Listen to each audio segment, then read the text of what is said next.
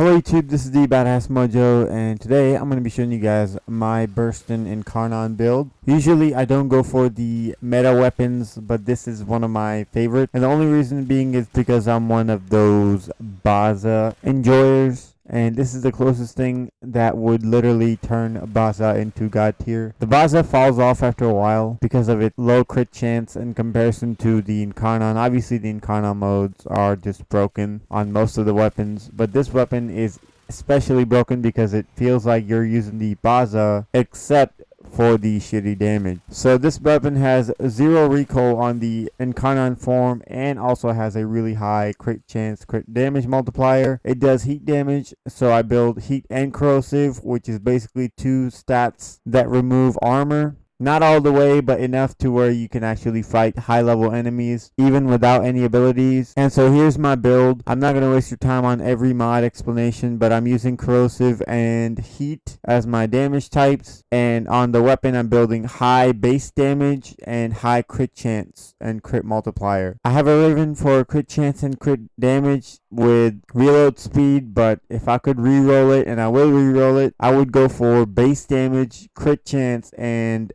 preferably crit damage. But if you can't get crit damage and crit chance with damage on top, just go for crit chance and base damage. Multi-shot is good too, but the higher your base damage number is, the more your crit is gonna hit for. And this weapon has a really good crit chance multiplier. And if you don't have a riven, I would replace my riven with the galvanized scope mod to get my red crits, because red crits give you 3 times crit multiplier base. Also, a few notes: if you could roll a riven for more recoil, it would not affect your weapon. Also, zoom would be really good, negative zoom, and or negative magazine, because the incarnon upgrades lets you have a double multi-shot on your last burst, and so having less magazine would be really beneficial. And in the arcanes, I'm using the headshot arcane because of the base damage, and it's faster to get it instead of the merciless, which gives you reload speed, but my riven already has 60% reload speed. And also it's easier to stack the primary deadhead than it is to do the merciless. I have hush on one of my Exilus slots, so I could use this weapon on my stealth missions. And so that's the build, and you guys can try it out and let me know in the comments below what you guys think.